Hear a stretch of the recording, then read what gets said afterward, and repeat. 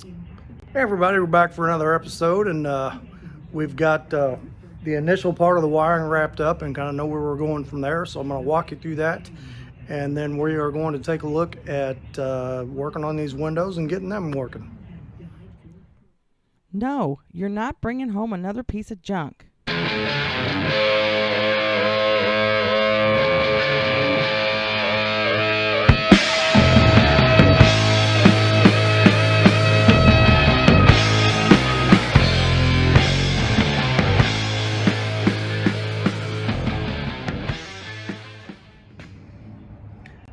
Alright, so if you saw my little short video there, I kind of did a little explanation of what was going on, but I thought I'd kind of wrap that up here.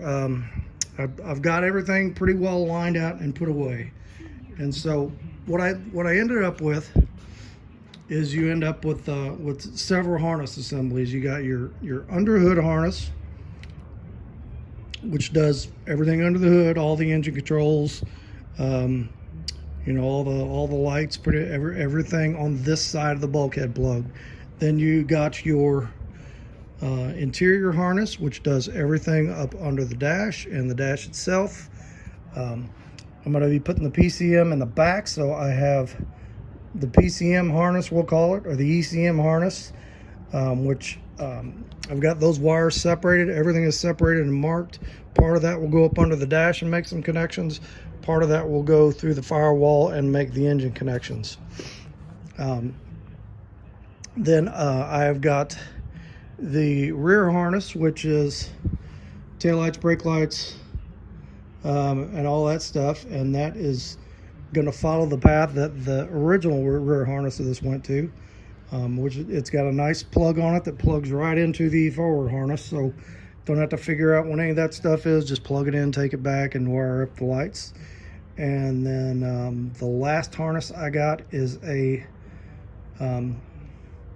goes onto it'll go down that side of the frame rail, and it is for the fuel pump and for the fuel sending unit, and it also has a nice multi-plug on it. It'll just plug into that harness right up by the fuel pump relay.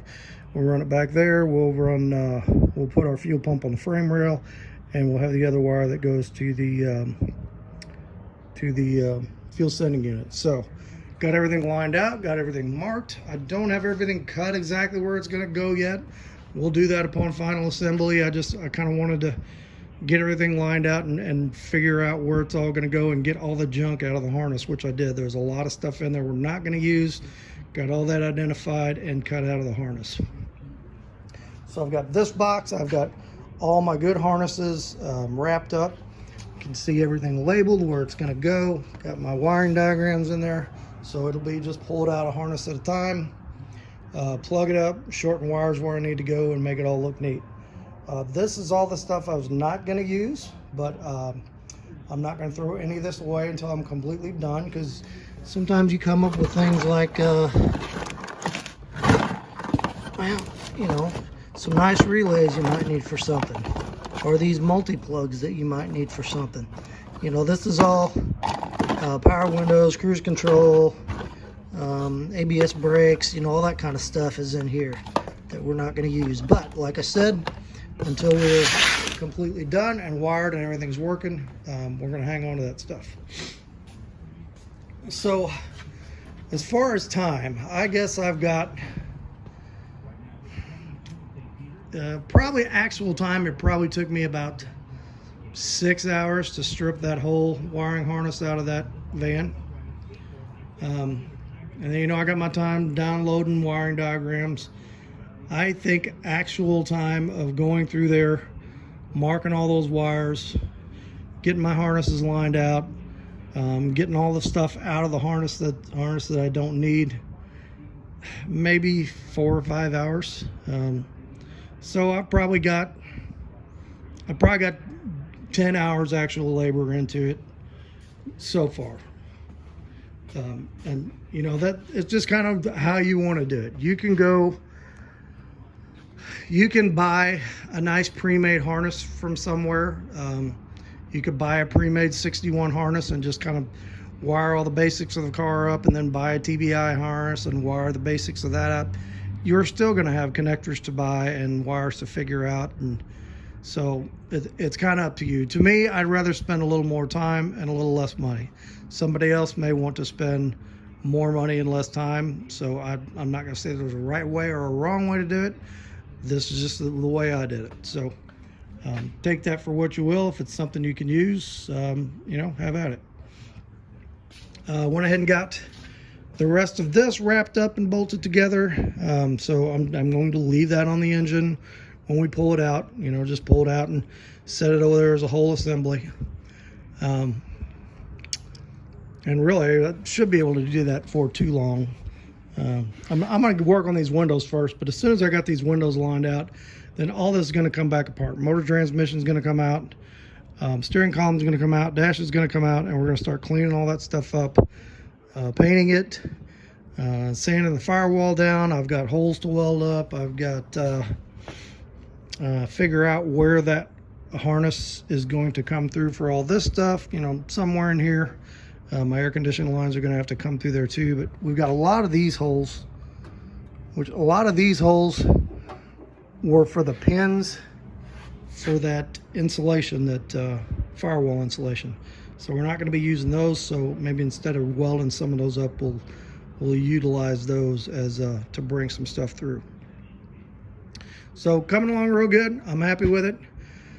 I'm going to go ahead and clean my table off over here, clean some of my tools up, and we're going to get out some of the window parts and start on this driver's window. Like I said on a previous video, I had kind of made a plywood template that ain't sort of worked, but I've got some scrap plexiglass. I want to cut the template out of that and glue it in the frame a little better and make something that actually works good, and I know it's going to work permanently. The front doors, I think, are not going to be a big deal. It's these little back windows that we're just going to have to do some thinking on, but I'm pretty confident we can make it work. Okay, so let me clean up a little bit, get some stuff out, and we'll take a look at what we got.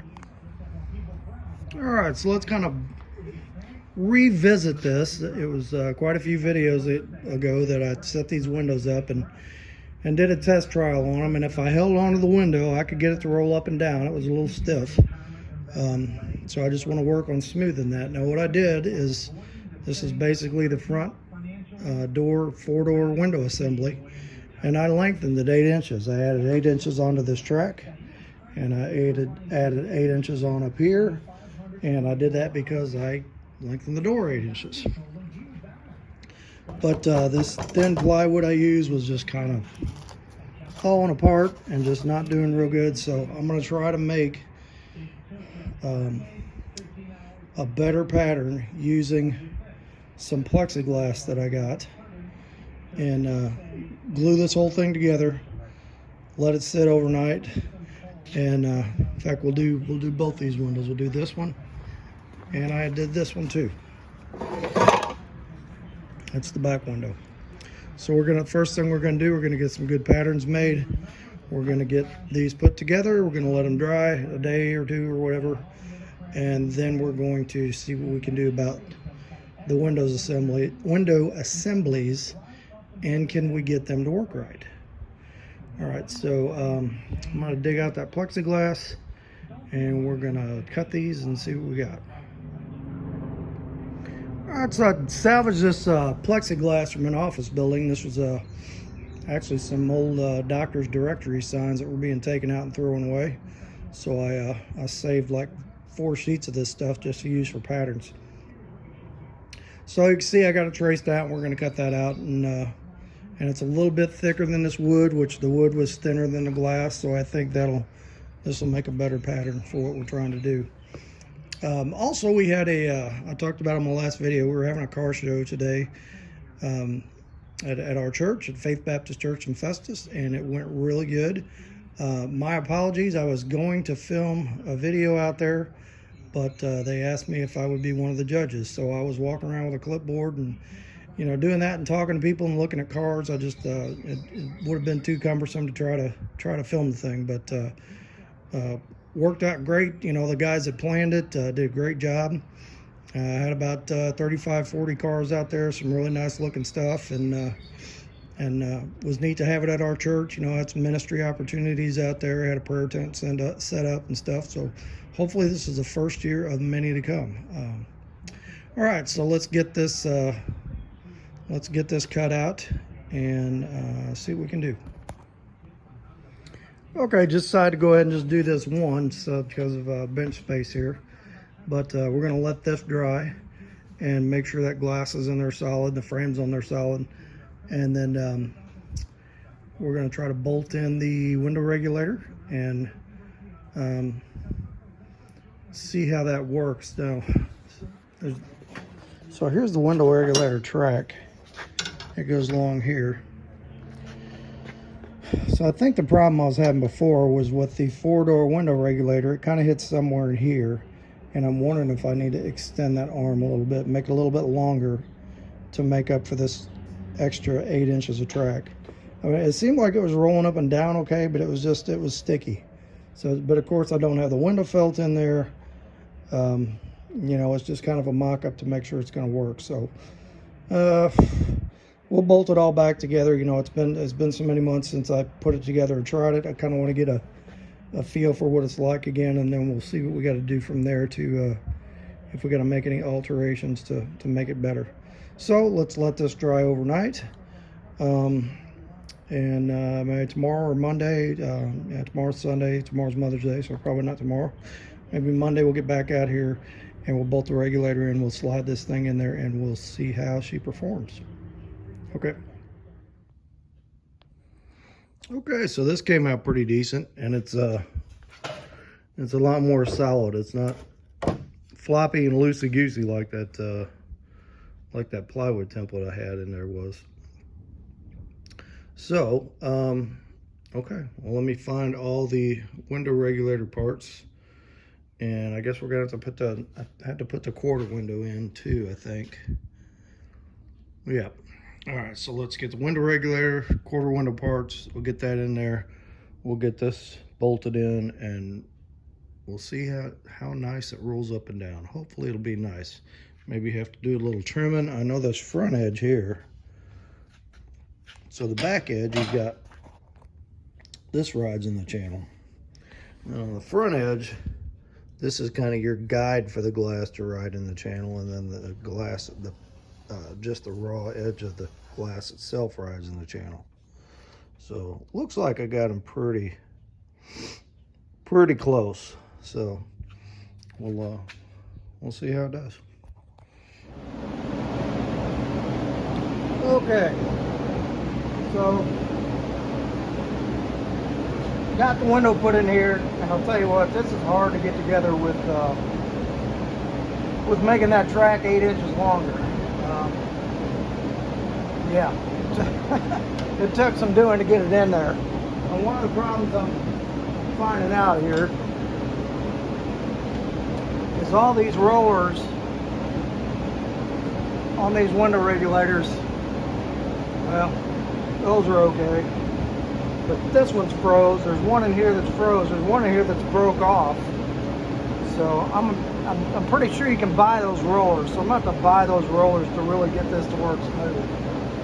But I got it in here. I got the whatever this window is, did a little adjustment on it.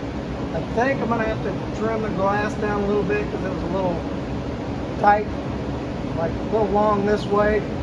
Once I pulled that old felt out of there, it runs smoother. So I got to figure I'm going to have the felt in the back and the felt in the front. So I'll probably have to get that, you know, after we get it painted, get that felt, try it with this window, and trim this down until I get nice smooth action, and then that'll be my template for the glass. But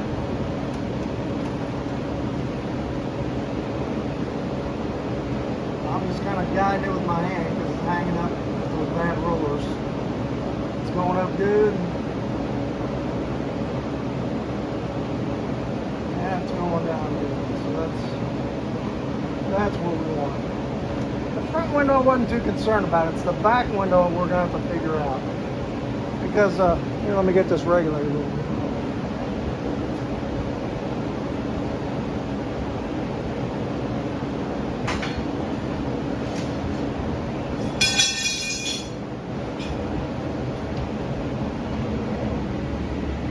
like here's the rear window regulator, and it's quite a bit shorter than this one, but it's too long to fit in there now that I've cut all this. So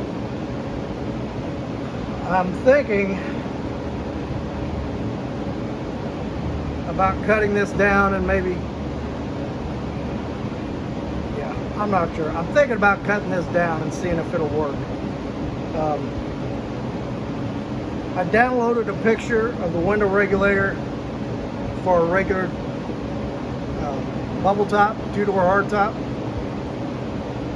And just looking at the picture, it looks like these are shorter. So I'm thinking, looks like these are shorter. I'm thinking maybe I can print that picture out to scale to where it's basically the same, either the same size as this, or I can take a measurement off of it and scale it to this, and then kind of figure out how far this needs to go down. Or I may have to come up with something completely different. Anyway, so this one's looking pretty good. Let's go ahead and try and close the door, see what it looks like.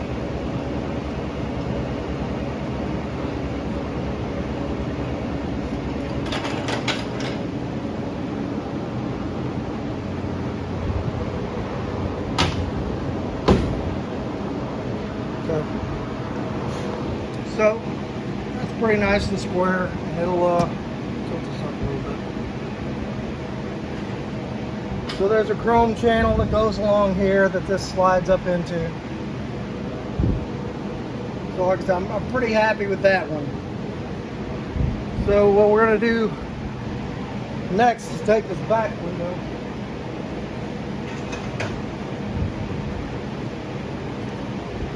And I'm going to do the same thing with this window I did with this window. I'm going to take, of course I don't know, you know, that's not as floppy as this one was since it's so short. So I may be able to make it work with this. Alright, we'll do that. This one's pretty solid. We'll leave this in here. Tomorrow after work, let's slide this in here and let's start looking at this regulator and figure out what we got to do. Okay, so we're getting there. Hey y'all. Alright, I've been doing some thinking and some calculating on this thing. Excuse me. So even though this window seems to work pretty good, I started to think about how this window regulator worked. And if you look down in here, this is your window regulator track. This is your rear roller. So like if you're looking at, whoops, if you're looking at this, I believe that's, is that this roller? Yeah, I think that's this roller. Is that right?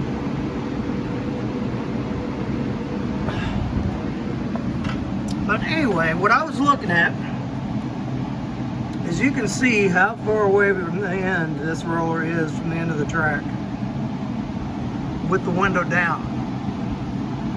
So I started to think about that plexiglass doesn't really weigh anything. But once I get that made into a piece of safety glass, it's going to have some weight to it. And I'm wondering if it's going to need some more support, even though it is riding in this back track. So I decided to do some measuring, and here's what I did. I downloaded this picture. This is off of eBay. This is a brand new 2-door window regulator. I think made by Dynacorn or somebody like that. But anyway, what I wanted to do was kind of scale this and just see, compared to this window regulator, this 4-door front window regulator, how much difference is there? So what I did is I measured this across here, and I got 3/4 of an inch. And I measured this across here, and I got 4.25 inches. So the picture is 5.6 times smaller, or I guess this is 5.6 times bigger than the picture. So then I thought I'm going to measure everything on here and just go around and see what the difference is. So I measured from the back of the spring to the end of the arm. Let's see, is that the one? No.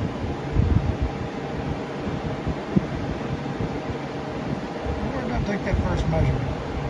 Oh, no. I measured this whole thing. So I measured from here to there. And on the picture, I got 4.75 inches.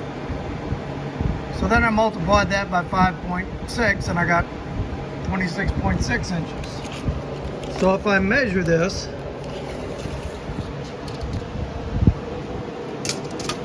I've got 24.5 inches. So we're about 2 inches shorter on that run. Then I measured these arms. So I measured from the center point here to the end of this arm. On the drawing it was 1.4 inches times 5.6. I got 7.84 inches about. And if I measure that on here, I get a hair over 7 3/4. So this is the same as the drawing. Then I measured this up here from the center here to there, like that. It's about an inch. So an inch times 5.6 inches is 5.6 inches. And if we measure this to the center, we get about 5.6 inches. So that's the same.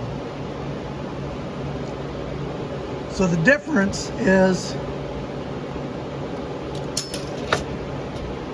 this is 2 inches shorter than the two-door window regulator. So I think what I'm going to do is lengthen this down here, cut that and lengthen it 2 inches, put me out here so, and give a little more support to the back of that glass. That should be about the same. So that should work good with the weight of the glass on there, I'm thinking. So then another thing I was looking at was, I started looking at the rear window regulator. Say that 10 times fast. Now here's the 4-door rear window regulator.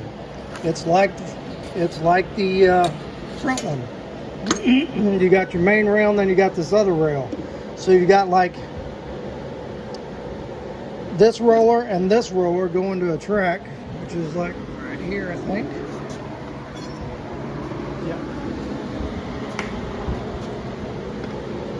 Yeah, these two go into this track like that. And then this track is bolted to the bottom of the glass. This piece goes into a short reel, which I got around here somewhere. I got one here. Here it is. So this rail goes like this and bolts, and once you slide it on that roller, it goes to the door. So as your pictures, you're cranking this up.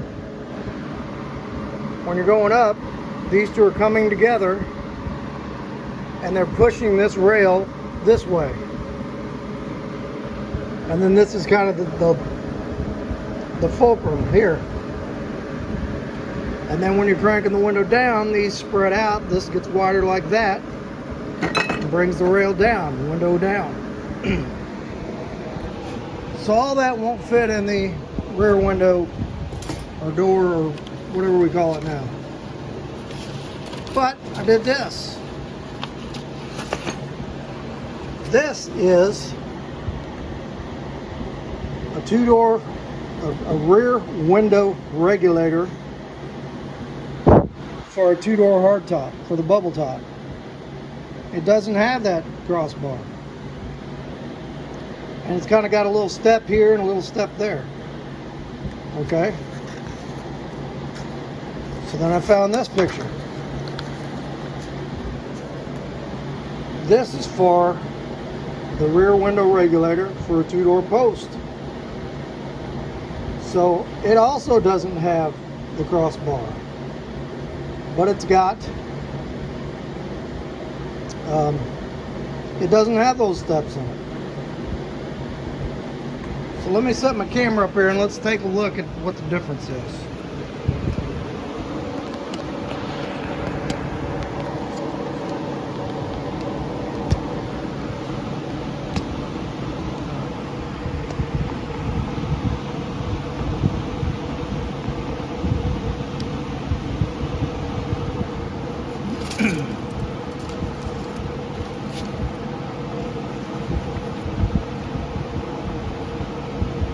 Let's look at the actual two-door hardtop and see what that one's like.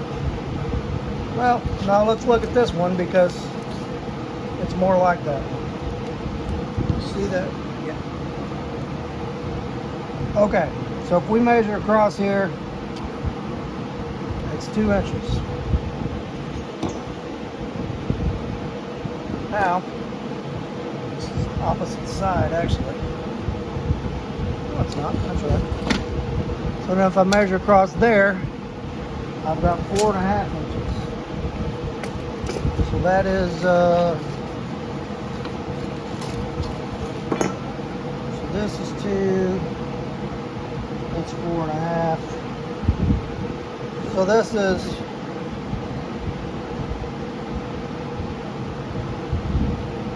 2 times as long as, 2 times 2 is 4, 2 times 2.5. Yeah. So this is 2.25 times. This is as big as this. So we're going to multiply all our measurements by 2.25. So let's see if I can find a window crank. It's going to get this guy in the same position that this is in.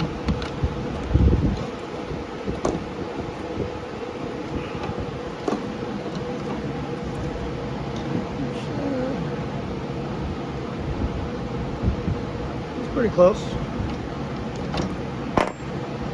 Alright. So if we go from here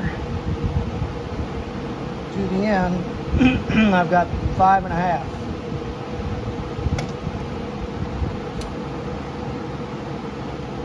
So 5.5 times 2.25 would be like this. You're better with a calculator, actually. So 5.5 times 2 would be 11.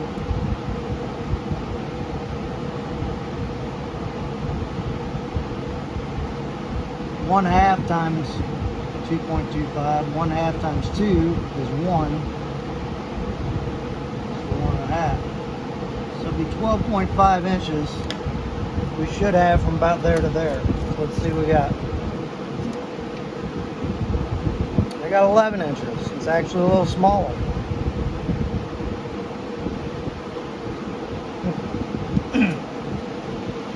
What the difference is on this one.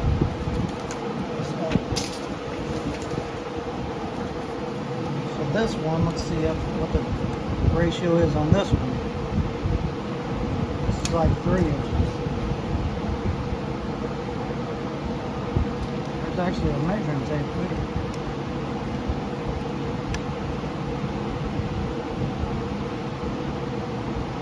So 1 inch is 1/2 of an inch here. Okay. This is a little short guy.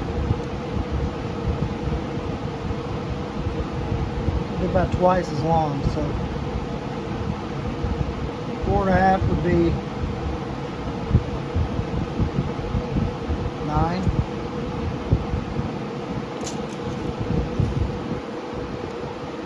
Yeah, it's shorter than that one.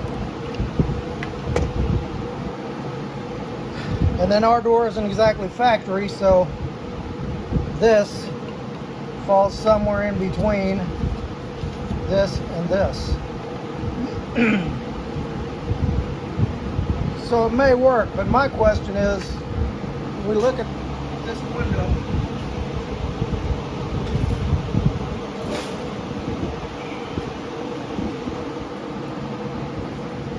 so we got the window here.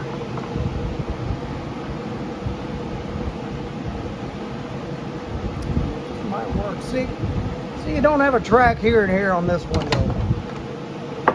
You got a roller on this side, and you got a roller down here on this side. So if that's in the track, and you only have the one roller here in the middle, I don't know, you've actually got this guy too.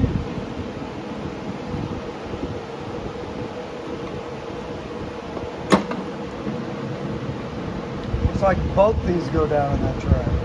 So maybe this is what stabilizes it in there. Because I was thinking you got a roller here and a roller here and you're in the track. And if you just got a pivot point there, the glass would sit there and do this. But maybe with this second roller down that in that rail, that same rail, that's gonna might stabilize that from doing that. I don't know. But we're gonna find out. Alright, so what I'm gonna do is I'm gonna cut this rivet. We're gonna take this off. I'm gonna try to get this window in there and see if we can get this in there with it. We can make it work.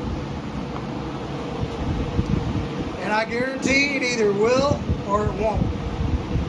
So let's see what happens. Okay, so I tried it in there and it would not work. This arm was too long. It just, it didn't have any room to travel. So the window would go, I couldn't even get to where I could bolt this into the frame. So I remeasured this, recalculated, and figured out that this arm should be a little over 6 1/4 inches from the center of the spring to the center of the roller. So I took this arm that I had took off of there and just whacked it here, whacked this here, and we tacked this on here. We're going to try it again as soon as it cools off so I don't burn myself. But you know, the window's in there and they'll go up and down on the roller tracks. Just don't have a just got to get a working mechanism to make it go up and down. So not sure if this is going to work or not, but let's I'm gonna let that cool off. I'll bolt it in there and we'll see what happens. Alright, I hate ending the video on a failed note, but it's going to take a little bit more thinking. So I got a couple things going on here. One is this window I'm going to have to shorten a little bit. If you see here, there's a stop here, and this trim should go against that stop. So this wood's a little bit too long. I need to trim it out and get this to where it'll sit down in there like it's supposed to. Other problem is this. I don't know if you can see down in there or not. Yeah, it doesn't want to focus. Like this.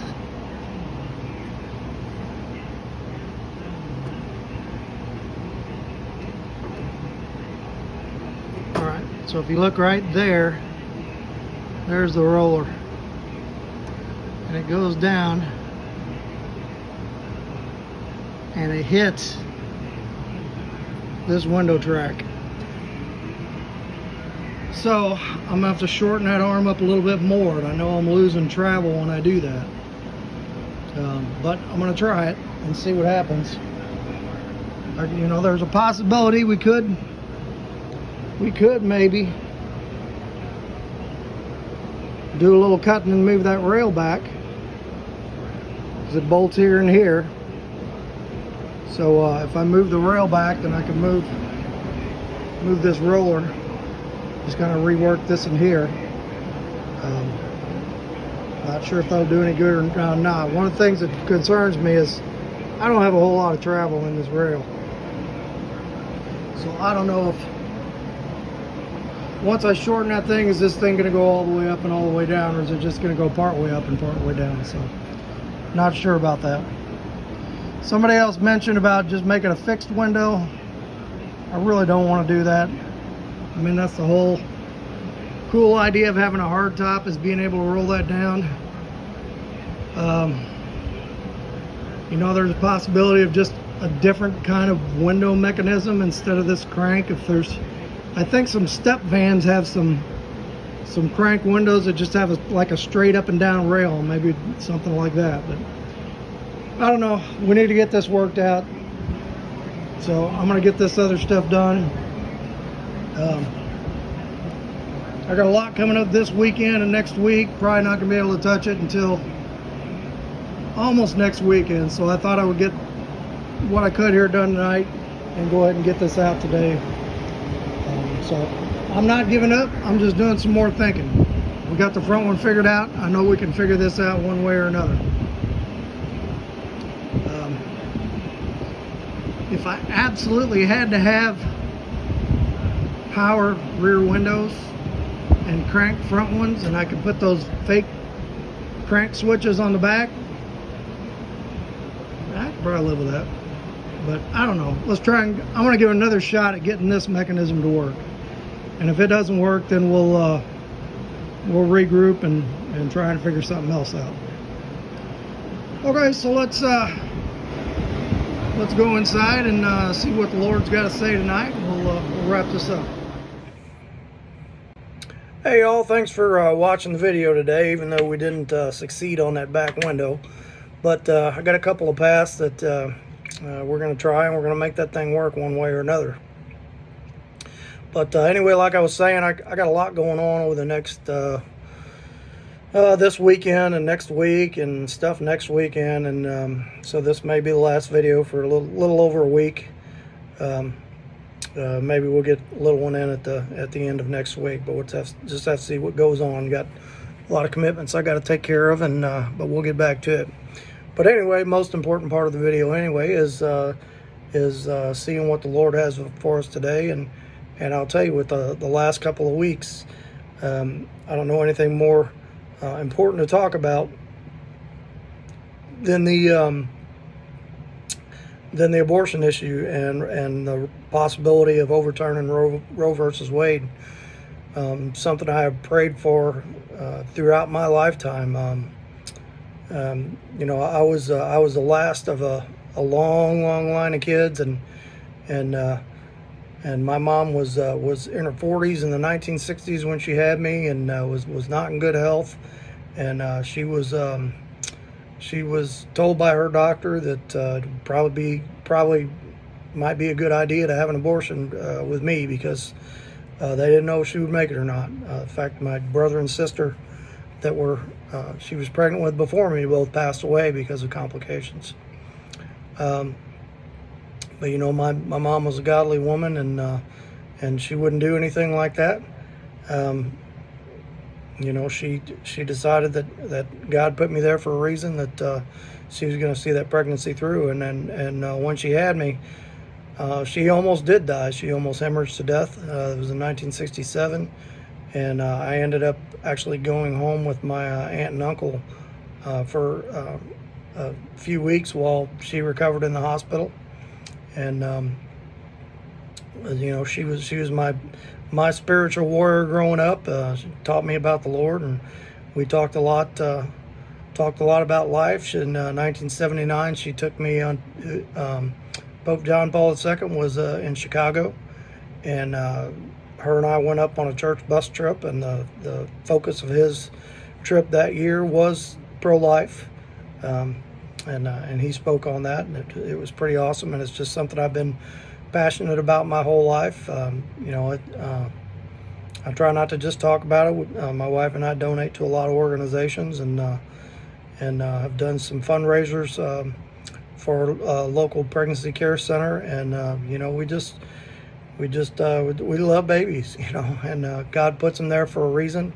It's not always the best circumstances, but just really believe that we need to let those babies be born, and we need to support those moms. There's a lot of moms out there facing tough decisions that maybe don't know the Lord, and maybe don't have family and people to support them, and we don't just need to be saying just have your baby and then figure it out. We need to be supporting them spiritually, and opening our pocketbooks when we have the opportunity to do that, and minister to them in that way. But I think it's awesome, and I think it's a big movement of God that this Roe versus Wade could be overturned. So it's been a pretty hot debate on the news lately and on social media, and I try to speak my mind respectfully what I think about it, but speak it in truth. And so I thought we would go to God's Word, and we would look at a few scriptures of what God says about the sanctity of life. So let's look at Psalm 127. I marked a few here, 3 through 5. It says, "Lo, children are a heritage of the Lord, and the fruit of the womb is his reward. As arrows are in the hand of a mighty man, so are children of his youth. Happy is the man that hath his quiver full of them. They may not be ashamed, but they shall speak with the enemies in the gate." And I'll tell you what, I come from a family of 9, and it wasn't, or a family of 11. It wasn't always easy, but my dad was a hard-working man, and happy that his quiver was full of arrows, and it was full of arrows, I'll tell you what. So let's look at another one. Let's look Psalm 139, 13 through 16. Let's find it here. "For thou hast possessed my reins, thou hast covered me in my mother's womb. I will praise thee, for I am fearfully and wonderfully made. Marvelous are thy works, and that my soul knoweth right well. My substance was not hid from thee when I was made in secret, and curiously wrought in the lowest parts of the earth. Thine eyes did see my substance, yet being unperfect, and in thy book all my members were written, which in continuous were fashioned, when as yet there was none of them." So God knew you in the womb, which means there was a you. When you were in the womb, when I was in the womb, we were a person. We were put there by the Lord, and he knew us, and he knew our name. We were not a glob of cells. We were not a blob of tissue. We were a person. And those people, those babies that are in their mamas, they are people. They are not a blob of cells or a blob of tissue. Let's look at another one here. Let's look at Proverbs 6, 16 through 19. "These 6 things does the Lord hate, yea, 7 are an abomination to him: a proud look, a lying tongue, and hands that shed innocent blood." That's a tough one. And we talk about the Lord hates hands that shed innocent blood. In a lot of cases, I don't think he's talking about the mamas, because a lot of them are just in a bad spot and don't know what else to do. But I think he may be talking about the people who push abortion, and the people who make money off abortion, and the doctors who walk in those rooms knowing that they're about to do something horrible and heinous, and rip those babies apart with forceps, dismember them alive, or in a saline abortion where they inject saline solution into the mother's womb and it burns through the baby's skin and burns through their organs. Those doctors know exactly what they're doing, and I think that's what the Lord's talking about there. Let's look at one more. Let's look at Jeremiah 1 verse 5. "Before I formed thee in the belly, I knew thee. And before thou camest forth out of the womb, I sanctioned thee. I sanctified thee. And I ordained thee a prophet unto the nations." Before he formed you, he knew you. And before you cameth out of your mother, you were sanctified. So there is no question there that you were a person before you breathed your first breath of air. And so are all these other children. You know, last year, today on Twitter, somebody said, well, if we really want to save babies, we need to outlaw assault weapons. And I'm against gun violence. But last year, there was 5,800 children injured in gun accidents, and 1,300 of them passed away. There were 886,000 abortions last year. That's close to 1 million people. Now, you tell me which is the bigger killer of children, abortion or assault rifles. Not saying that we don't need to be responsible with our guns, but you know, it's just a horrible thing to end the life of a child. So you all know what's going on with it out there. It's on the news every day. It's on social media every day. So I just want to encourage everybody to be prayerful about it. To you know, when we have these discussions with those that don't agree with us, let's be respectful. Let's not get into name calling or saying hateful things about them. But let's just give them the truth, give them God's truth, and we need to pray for them. So let's do that right now. Father, we just we thank you and glorify you that we could be looking at the possibility of this heinous constitutional amendment being overturned, and that and the lives it could possibly save. And Father, we know there are a lot of people out there who don't agree with that, and in their mind they have good reason for it. But we just ask that you would soften those hearts, and you would reach into those people, let them know how much you love them, and let them know how much you love their children, and that all life is valuable. The life of the mother, the life of the baby, the life of the dad, that they're all equal in your eyes. And we just ask for a mighty movement in your name, that you would calm this storm of disagreement, and that we would all come together under your guidance to value and to glorify you for your creation of life. And we thank you and praise you for that in the name of your Son, Jesus. All right, thank you all for watching tonight. And we'll get back on the next video in a little over a week here. Hit like, hit subscribe. Make sure you tell your friends about it. And thank you all for watching.